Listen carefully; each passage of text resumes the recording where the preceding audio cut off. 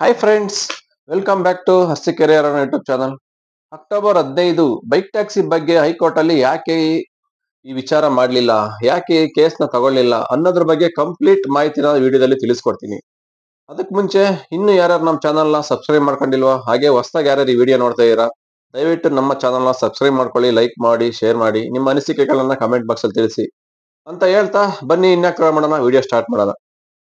ಅಂದ್ರೆ ಅಕ್ಟೋಬರ್ 15 ನಾನು last date ಹೇಳಿದ್ದೆ, ಲಾಸ್ಟ್ ವಿಡಿಯೋ ಮಾಡ್ದ ಕೂಡ ಯಾವ್ದೇ ಕಾರಣಕ್ಕೂ ಅಕ್ಟೋಬರ್ 15 ಫೈನಲ್ ಡೇಟ್ ಆಗಲ್ಲ ಅಂತ ಖಂಡಿತ ಹೇಳಿದೆ. ಅದು ಕೂಡ ಆಯ್ತು. ಅವತ್ತು ಚರ್ಚೆನೂ ಕೂಡ ಏನು ನಡೆದಿಲ್ಲ ಅಂತ ನಾನು ಹೇಳಿದ್ದೆ. ಅದು ಮಾರನೇ ದಿನ ವಿಡಿಯೋ ಮಾಡಿಬಿಟ್ಟಿದ್ದೆ ಕೂಡ 100% ಹೇಳಿದೆ. ಈ ಕೇಸೇ ಓಪನ್ ಮಾಡಿಲ್ಲ, ಈ ಫೈಲೇ ಕೂಡ ತೆಗೆದು ನೋಡಿಲ್ಲ ಅಂತ ಕೂಡ ಹೇಳಿದೆ. ಇದಕ್ಕೆ ಏನ್ ಮೇನ್ ರೀಸನ್ ಅನ್ನೋದು ಗೊತ್ತಿರ್ಲಿಲ್ಲ ಅವತ್ತು, ಯಾರಿಗೂ ಕೂಡ ಒಂದು ಪಾಯಿಂಟ್ ಕೂಡ ಹೊರಗಡೆ ಏನು ಇನ್ಫಾರ್ಮೇಶನ್ ಬಂದಿರಲ್ಲ.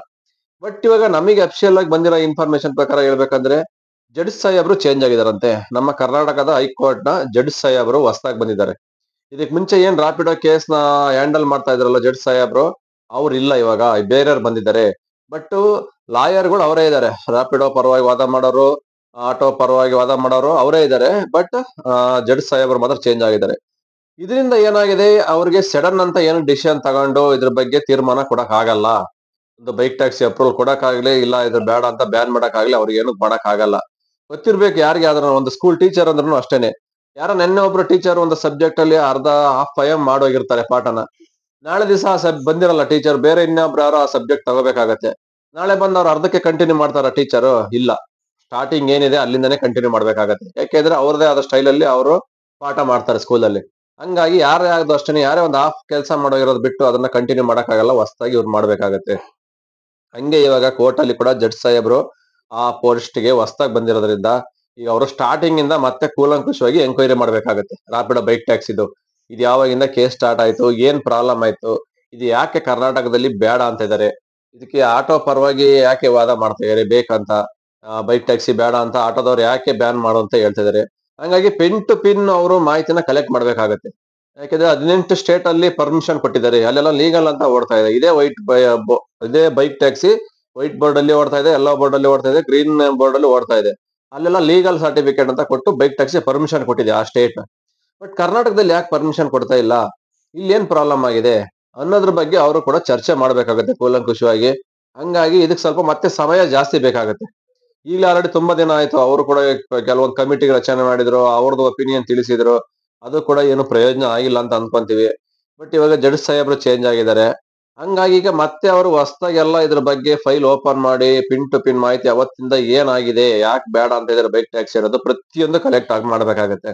ಈಗ ಹೇಳ್ಬಿಡ್ತಾರೆ ಆಟೋದಾರ ಏನವ, ಅವ್ರ ಒಪಿನಿಯನ್ ಹೇಳ್ಬಿಡ್ತಾರೆ ಆಟೋ ಪರವಾಗಿ. ಸರ್, ವೈಟ್ ಬೋರ್ಡ್ ಅಲ್ಲಿ ಮಾಡಂಗಿಲ್ಲ, ಇದು ಇಲ್ಲಿಗಲ್ಲು, ಇವರು ಇನ್ ಯಾವ್ದೇ ತರ ಟ್ಯಾಕ್ಸ್ ಕಟ್ಟಲ್ಲ ಗೌರ್ಮೆಂಟ್ಗೆ. ಇದು ಫಸ್ಟ್ ಅಂಡ್ ಶುಡ್ ಸೇಫ್ಟಿನೇ ಇಲ್ಲ ಫಸ್ಟ್ ಆಫ್ ಆಲ್. ಇದೊಂದು ಮೇನ್ ಪ್ರಾಬ್ಲಮ್. ತುಂಬಾ ಆಕ್ಸಿಡೆಂಟ್ ಆಗತ್ತೆ. ಇದ್ರಲ್ಲಿ ಏನಾದ್ರು ಆಕ್ಸಿಡೆಂಟ್ ಆಗಿ ಡೆತ್ ಆದ್ರೆ ಇನ್ಸೂರೆನ್ಸ್ ಕ್ಲೈಮ್ ಆಗಲ್ಲ ಅಂತ ಈ ತರ ಅನೇಕ ಕಾರಣಗಳು ಜಡ್ಜ್ ಸಾಹೇಬ್ರ ಮುಂದೆ ಎವ್ರಿ ಹಿಯರಿಂಗ್ ಡೇಟ್ ಹೇಳ್ತಾನೆ ಇರ್ತಾರೆ. ಆಟೋದವರು ಬೈಕ್ ಟ್ಯಾಕ್ಸಿ ವಿರೋಧವಾಗಿ. ಹಾಗಾಗಿ ಅವ್ರು ಹೇಳಿದ ತಕ್ಷಣ ಅದೆಲ್ಲಾನು ಓಕೆ ಅಂತ ರೂಲ್ಸ್ ಫಾಲೋ ಮಾಡಕ್ ಆಗಲ್ಲ. ಯಾಕೆಂದ್ರೆ ಇವ್ರು ನೋಡ್ಬೇಕು, ಬೈಕ್ ಟ್ಯಾಕ್ಸಿ ಇವರು ವಾದ ಮಾಡ್ತಾರೆ. ಸರ್, ಇದರಿಂದ ತುಂಬಾ ಹೆಲ್ಪ್ ಇದೆ. ಎಷ್ಟು ಜನಕ್ಕೆ ಅಂದ್ರೆ ಇವತ್ತು ಪಬ್ಲಿಕ್ಸ್ 100ಕ್ಕೆ 50% ಜನ ಬೈಕ್ ಟ್ಯಾಕ್ಸಿ ಯೂಸ್ ಮಾಡ್ತಾ ಇದಾರೆ. ಏಕೆಂದ್ರೆ ಒಂದು ಅರ್ಜೆಂಟ್ ಆಫೀಸ್ಗೆ ಹೋಗ್ಬೇಕಂದ್ರೆ ತುಂಬಾ ಹೆಲ್ಪ್ ಆಗುತ್ತೆ. ಆಟೋದಲ್ಲಿ ಕ್ಯಾಬ್ ಅಲ್ಲಿ ಹೋಗಕ್ ಆಗಲ್ಲ, ಬೆಂಗಳೂರು ಟ್ರಾಫಿಕ್ ಅಲ್ಲಿ 1 ಅವರ್ ಟೈಮ್ ಹಿಡಿಯುತ್ತೆ. ಬಟ್ ಬೈಕ್ ಅಲ್ಲಿ ಆದ್ರೆ ಒಂದು 20 ಮಿನಿಟ್ಸ್ ರೀಚ್ ಆಗ್ಬಹುದು. ಬಟ್ ಮತ್ತೆ ಚಿಕ್ಕ ಮಕ್ಳು ಸ್ಕೂಲಿಗೆಲ್ಲ ಕಳಿಸ್ಬೇಕು ಅಂದ್ರೆ ಕೆಲವರು ಸ್ಕೂಲ್ಗೆ ಬೇಗ ಬುಕ್ ಮಾಡಿ ಕಳಿಸ್ಬೋದು, ಸ್ಕೂಲ್ಗೆ ಆನ್ ಟೈಮ್ಗೆ ರೀಚ್ ಆಗ್ತಾರೆ. ಮತ್ತೆ ಏನಾದ್ರು ಒಂದು ಕಂಪ್ನಿಯಿಂದ ಮನೆಗೆ ಬರಕ್ಕಾಗ್ಲಿ, ಎಷ್ಟು ಒಂದು ಹಾಸ್ಪಿಟ್ಲಿಗೆ ಎಮರ್ಜೆನ್ಸಿ ಹೋಗ್ಬೇಕಂದ್ರೆ ಎಲ್ಲರೂ ಮನೇಲೇ ಇರಲ್ಲ, ಕರ್ಕೊಂಡ್ ಬರಕ್ಕೆ. ಏನೋ ಒಂದು ಎಮರ್ಜೆನ್ಸಿ ಟೈಮ್ ಅಲ್ಲಿ ಬೈಕ್ ಟ್ಯಾಕ್ಸಿ ತುಂಬಾ ಯೂಸ್ ಆಗುತ್ತೆ. ನಾವು ಆಟೋಕ್ಕೆ 200-300 ರೂಪಾಯಿ ಕೊಟ್ಟು ಹೋಗಕ್ಕಾಗಲ್ಲ. ಆಲ್ಮೋಸ್ಟ್ ಬೈಕ್ ಟ್ಯಾಕ್ಸಿಲಿ ಓಡಾಡೋರು, ಆಟೋದಲ್ಲಿ ಓಡಾಡೋರು ಅಂದ್ರೆ ಮಿಡಲ್ ಕ್ಲಾಸ್ ಫ್ಯಾಮಿಲಿನೇ. ಯಾರು ರಿಚ್ ಫ್ಯಾಮಿಲಿ ಎಲ್ಲ ಆಟೋದಲ್ಲಿ ಬೈಕ್ ಟ್ಯಾಕ್ಸಿ ಓಡಾಡಲ್ಲ. ಅವರೆಲ್ಲ ದೊಡ್ಡ ದೊಡ್ಡ ಕಾರ್ ಇಟ್ಕೊಂಡಿರ್ತಾರೆ, ಅದಕ್ಕೆಲ್ಲ ಕಾರ್ ಡ್ರೈವರ್ ಇರ್ತಾರೆ. ಅದಕ್ಕೆ ಅಂತ ಅವ್ರವ್ರದೇ ಎಲ್ಲ ಫೆಸಿಲಿಟಿ ಚೆನ್ನಾಗಿರುತ್ತೆ.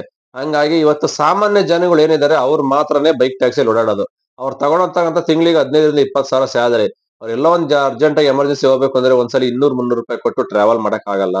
ಏನೋ ಒಂದು 50 ರೂಪಾಯಿ 70 ರೂಪಾಯಿ ಬೈಕ್ ಟ್ಯಾಕ್ಸಿಲಿ ತುಂಬಾ ಈಸಿಯಾಗಿ ಕೆಲಸ ಆಗೋಗುತ್ತೆ. ಬಟ್ ಬೇಗನೂ ಕೆಲಸ ಆಗುತ್ತೆ. ಹಂಗಾಗಿ ಎಲ್ಲ ಆಲ್ಮೋಸ್ಟ್ ಬೈಕ್ ಟ್ಯಾಕ್ಸಿ ಚೂಸ್ ಮಾಡ್ತಾರೆ ಪಬ್ಲಿಕ್. ಇದು ಒಂದು ಮೇನ್ ರೀಸನ್ ಕೋರ್ಟ್ ಅಲ್ಲಿ ಪದೇ ಪದೇ ಹೇಳ್ತಾನೆ ಇರ್ತಾರೆ. ಯಾಕೆಂದ್ರೆ ತುಂಬಾ ಹೆಲ್ಪ್ ಇದೆ ಇದರಿಂದವ. ಟ್ರಾಫಿಕ್ ಸಮಸ್ಯೆ ಕೂಡ ತುಂಬಾ ಕಡಿಮೆ ಆಗುತ್ತೆ ಬೆಂಗಳೂರಲ್ಲಿ ಬೈಕ್ ಟ್ಯಾಕ್ಸಿ ಸೇವೆ ಆರಂಭವಾದ್ರೆ. ಟ್ರಾಫಿಕ್ ಸಮಸ್ಯೆ ತುಂಬಾ ಸುಧಾರಣೆ ಆಗುತ್ತೆ. ಇಲ್ಲಾಂದ್ರೆ ಕ್ಯಾಬ್ ಆಟೋಗಳು ತುಂಬಾ ಟ್ರಾಫಿಕ್ ಜಾಸ್ತಿ ಆಗುತ್ತೆ. ಎಲ್ರು ಬಸ್ಸಲ್ಲೇ ಓಡಾಡಕ್ ಆಗಲ್ಲ, ಮೆಟ್ರೋದಲ್ಲಿ ಓಡಾಡಕ್ ಆಗಲ್ಲ, BMTC ಎಲ್ರ ಮನೆ ಮುಂದೆ ಬಂದು ಡ್ರಾಪ್ ಮಾಡಕ್ ಆಗಲ್ಲ. ಹಂಗಾಗಿ ಒಂದು ಮೆಟ್ರೋ ಸ್ಟೇಷನ್ ಆಗಿರ್ಬೋದು, ಒಂದು BMTC ಬಸ್ ಸ್ಟಾಪ್ ಆಗಿರ್ಬೋದು, ಒಂದು ಆಫೀಸ್‌ಗೆ, ಕಂಪನಿಗೆ ಎಲ್ಲೇ ಹೋಗ್ಬೇಕು ಅಂದ್ರೂ ಬೈಕ್ ಟ್ಯಾಕ್ಸಿ ತುಂಬಾ ಅನುಕೂಲವಾಗಿದೆ ಅಂತ ಇದ್ರ ಬಗ್ಗೆ 100% ವಾದ ಮಾಡೇ ಮಾಡ್ತಾರೆ ನೆಕ್ಸ್ಟ್ ಹಿಯರಿಂಗ್ ಡೇಟ್ ಅಲ್ಲಿ. ಹಂಗಾಗಿ ಅವ್ರು ಕೂಡ ಜಡ್ಜ್ ಸಾಹೇಬ್ರಿಗೆ ಅರ್ಥ ಆಗುತ್ತೆ. ಓಕೆ, ಇದ್ರಲ್ಲಿ ಬೇಡ ಅನ್ನೋದ್ಕಿಂತ ಬೇಕು ಅನ್ನೋವಷ್ಟೇ ನೆಸೆಸಿಟಿ ಜಾಸ್ತಿ ಇದೆ ಜನಗಳಿಗೆ. ಯಾಕಂದ್ರೆ ಇವತ್ತು ಎಷ್ಟೇ ಪಬ್ಲಿಕ್ ಕೇಳಿದ್ರು ಯಾರು ಬೈಕ್ ಟ್ಯಾಕ್ಸಿ ಬೇಡ ಅಂತ ಇವತ್ತವರೆಗೂ ಒಬ್ರು ಹೇಳಲ್ಲ. ಯಾರೋ ಆಗದೇ ಇರೋ ಆಟೋ ಡ್ರೈವರ್ಸ್ಗಳು ಮಾತ್ರ ಹೇಳ್ಬೋದು ಬೈಕ್ ಟ್ಯಾಕ್ಸಿ ನಮಗೆ ಬೇಡ, ಇದ್ರ ಹೊಟ್ಟೆ ಮೇಲೆ ಹೊಡಿತಾರೆ ನಮಗೆ, ನಮ್ಮ ಅನ್ನ ಕಿತ್ಕೊಂಡ್ ತಿಂತಾರೆ ಅಂತ ಅವ್ರು ಮಾತ್ರ ಹೇಳ್ಬೋದು. ಅಷ್ಟ್ ಬಿಟ್ರೆ ಪಬ್ಲಿಕ್ಸ್ ಯಾರದೇ ಕೂಡ ಹೇಳಲ್ಲ. ಯಾಕಂದ್ರೆ ಅದು ಅವ್ರ ಚಾಯ್ಸ್. ಅವ್ರಿಗೆ ಯಾವ್ದು ಬೇಕೋ ಅದು ಪಬ್ಲಿಕ್ ಸೆಲೆಕ್ಟ್ ಮಾಡ್ತಾರೆ. ಹಂಗಾಗಿ ಯಾವ್ದೇ ಕಾರಣಕ್ಕೂ ಬೈಕ್ ಟ್ಯಾಕ್ಸಿ ಕೂಡ ಸ್ಟಾಪ್ ಆಗಲ್ಲ. ಹಂಗೆ court Rapido and Uber company ಕೂಡ ಹೇಳಿದ್ದಾರೆ, ನಾವ್ ಇವಾಗ ಸದ್ಯಕ್ಕೆ ಸೋಷಿಯಲ್ ಸರ್ವಿಸ್ ಅಂತ ಬಿಟ್ಬಿಟ್ಟಿದೀವಿ. ಇದಕ್ಕೂ ನಮಗೆ ಅದೇ ಸಂಬಂಧ ಇಲ್ಲ. ಯಾಕಂದ್ರೆ ನಾವೀಗ ಕಮಿಷನ್ ತಗೊಂತ ಇಲ್ಲ, GST ಕಟ್ ಮಾಡ್ತಾ ಇಲ್ಲ. ಏನ್ ಕಸ್ಟಮರ್ ಇಂದ ಅಮೌಂಟ್ ತಗೊಂತಾರೋ ಅದನ್ನ ಫುಲ್ ರೈಡರ್ ತಗೊಂತಾ ಇದಾರೆ. ಒಂಥರ ಇದು ಸೋಷಿಯಲ್ ಸರ್ವಿಸ್ ಅಷ್ಟೇ. ಇವಾಗ ನಮ್ ಕಡೆಯಿಂದ ಒಂದು ಹೆಲ್ಪ್ ಆಗ್ತಾ ಇದೆ ಪಬ್ಲಿಕ್ಸ್ ಗೆ, ಒಂದು ಕಂಪ್ನಿ ಅಂತ ಬಿಟ್ಟಿದೀವಿ. ಹಂಗಾಗಿ ಇದರಿಂದ ರೈಡರ್ ಗಳಿಗೂ ತುಂಬಾ ಹೆಲ್ಪ್ ಆಗ್ತಾ ಇದೆ, ಕಸ್ಟಮರ್ಸ್ ಪಬ್ಲಿಕ್ಸ್ಗೂ ತುಂಬಾ ಹೆಲ್ಪ್ ಆಗ್ತಾ ಇದೆ.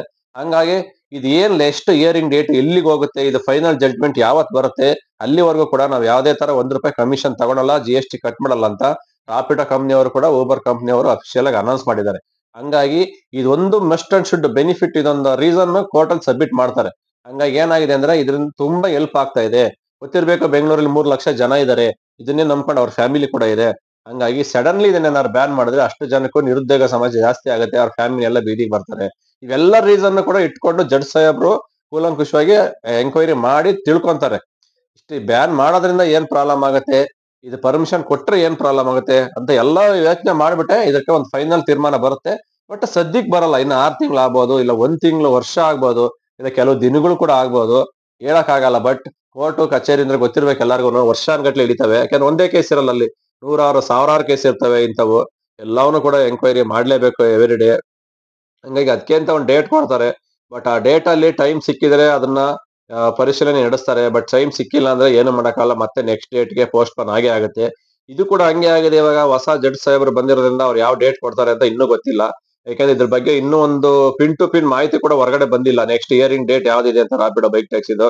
ಬಟ್ ನಮಗ್ ಗೊತ್ತಿರೋ ಪ್ರಕಾರ ಅಫಿಷಿಯಲ್ ಆಗಿ ಇನ್ಫಾರ್ಮೇಶನ್ ಬಂದಿರೋದು, ಜಡ್ಜ್ ಸಾಹೇಬ್ರು ಚೇಂಜ್ ಆಗಿರೋದ್ರಿಂದ ಅಕ್ಟೋಬರ್ 15ನೇ ತಾರೀಕು ಇದ್ರ ಬಗ್ಗೆ ವಿಚಾರಣೆ ನಡೆದಿಲ್ಲ ಅನ್ನೋದು ಮಾತ್ರ 100% ಗ್ಯಾರಂಟಿ. ಇದೊಂದು ಇನ್ಫಾರ್ಮೇಶನ್ ನಮಗ್ ಸಿಕ್ಕಿದೆ. ಹಂಗಾಗಿ ಬೇರೆ ಇನ್ನೇನು ವಿಚಾರ ಇಲ್ಲ ರಾಪಿಡೋ ಬೈಕ್ ಟ್ಯಾಕ್ಸಿ ಬಗ್ಗೆ ಹೇಳ್ಬೇಕಂದ್ರೆ.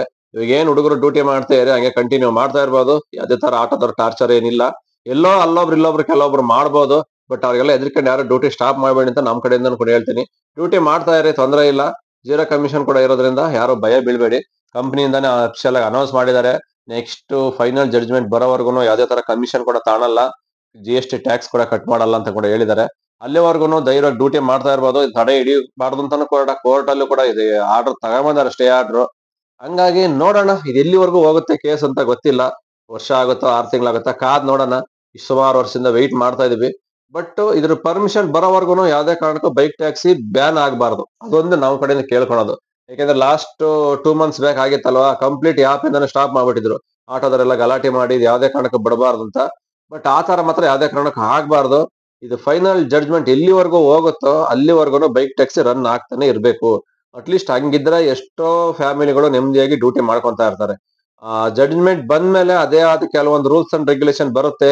ಅದಕ್ಕೆ ಇನ್ಸೂರೆನ್ಸ್ ಕ್ಲೈಮ್ ಮಾಡ್ಬೇಕು, ಟ್ಯಾಕ್ಸ್ ಕಟ್ಟಬೇಕು, ಇಲ್ಲ ಕಮಿಷನ್ ಎಷ್ಟು ಪರ್ಸೆಂಟ್ ತಗೋಬೇಕು ಅನ್ನೋದು ಎಲ್ಲ ಒಂದು ನೆಕ್ಸ್ಟ್ ಏನ್ ಫೈನಲ್ ಜಡ್ಜ್ಮೆಂಟ್ ಬಂದು ತೀರ್ಮಾನ ಆಗುತ್ತಲ್ಲ, ಬೈಕ್ ಟ್ಯಾಕ್ಸಿ ಗ್ರೀನ್ ಸಿಗ್ನಲ್ ಸಿಗುತ್ತಲ್ಲ, ಅದಾದ್ಮೇಲೆ ಗೊತ್ತಾಗುತ್ತೆ ಎಷ್ಟು ಪರ್ಸೆಂಟ್ ಕಮಿಷನ್ ಕಟ್ ಮಾಡ್ತಾರೆ ಅಂತ. ಕಟ್ ಆಗುತ್ತೆ ಆಮೇಲೆ ಕೆಲವರಿಗೆ ಇಷ್ಟು ಪರ್ಸೆಂಟ್ ಅಂತ ಕಮಿಷನ್ ಕೂಡ ಕಟ್ ಆಗುತ್ತೆ. ಇನ್ಸೂರೆನ್ಸ್ ಕೂಡ ಬರುತ್ತೆ. ಈಗಲೂ ಇನ್ಸೂರೆನ್ಸ್ ಇದೆ ಥರ್ಡ್ ಪಾರ್ಟಿಗೆ. ಬೈಕ್ ಅಂದ್ರೆ ಥರ್ಡ್ ಪಾರ್ಟಿಗೆ 100% ಇನ್ಸೂರೆನ್ಸ್ ಇದೆ, ಎಲ್ಲರಿಗೂ ಗೊತ್ತಿರ್ಬೇಕು. ಹಿಂದೆಗಡೆ ಏನ್ ಕುತ್ಕಂತಾನೋ ಅವರೇ ಥರ್ಡ್ ಪಾರ್ಟಿ ಬೈಕ್ ಲೆಕ್ಕ. ಹಂಗಾಗಿ ಅವ್ರಿಗೆ ಯಾವ್ದೇ ಕಾರಣಕ್ಕೂ ಬೈಕ್ ಆಕ್ಸಿಡೆಂಟ್ ಆದ್ರೆ ಅವ್ರಿಗೆ ಇನ್ಸೂರೆನ್ಸ್ ಕ್ಲೈಮ್ ಆಗೇ ಆಗುತ್ತೆ. ನಿಮ್ ಗಾಡಿಗೆ ಇನ್ಸೂರೆನ್ಸ್ ನೀವು ಮಾಡಿಸಿರ್ಬೇಕು. ಮೈನ್ ಗಾಡಿ ವಿತ್ ಕಸ್ಟಮರ್ಗೆ, ಥರ್ಡ್ ಪಾರ್ಟಿಗೆ 3 ಇನ್ಸೂರೆನ್ಸ್ ಇದ್ರೆ ಮಾತ್ರ ಕಸ್ಟಮರ್ಗೆ ಇನ್ಸೂರೆನ್ಸ್ ಕ್ಲೈಮ್ ಆಗುತ್ತೆ. ಅದು ವೈಟ್ ಬೋರ್ಡರ್ ಆಗಿರ್ಲಿ, ಯೆಲ್ಲೋ ಬೋರ್ಡರ್ ಆಗ್ಲಿ ಬಂದೇ ಬರುತ್ತೆ. ಯಾರೋ ಹೇಳ್ಬೋದು ಇನ್ಸೂರೆನ್ಸ್ ಕ್ಲೈಮ್ ಆಗಲ್ಲ ಬೈಕಲ್ಲಿ ಅಂತ, ಹಾಗೆ ಆಗುತ್ತೆ 100%. ಎಲ್ಲರಿಗೂ ಗೊತ್ತಿರೋ ವಿಚಾರನೆ. ಬಟ್ ತುಂಬಾ ಜಾಸ್ತಿ ಆಗಲ್ಲ. ಕೆಲವೊಂದು ಕಂಪ್ನಿಗಳಲ್ಲಿ, ಸ್ಟ್ಯಾಂಡರ್ಡ್ ಕಂಪ್ನಿಗಳಲ್ಲಿ 5 ಲಕ್ಷ ಇದೆ, ಕೆಲವರಲ್ಲಿ 3 ಲಕ್ಷ ಇದೆ. ಈ ತರ ಅಮೌಂಟ್ ಡಿಫರೆನ್ಸ್ ಆಗಿರ್ಬೋದು. ಅಷ್ಟ್ ಬಿಟ್ರೆ ಇನ್ಸೂರೆನ್ಸ್ ಯಾವ್ದೇ ಕಾರಣಕ್ಕೂ ಕ್ಲೈಮ್ ಆಗಲ್ಲ ಅನ್ನಂಗಿಲ್ಲ, ಹಾಗೆ ಆಗುತ್ತೆ.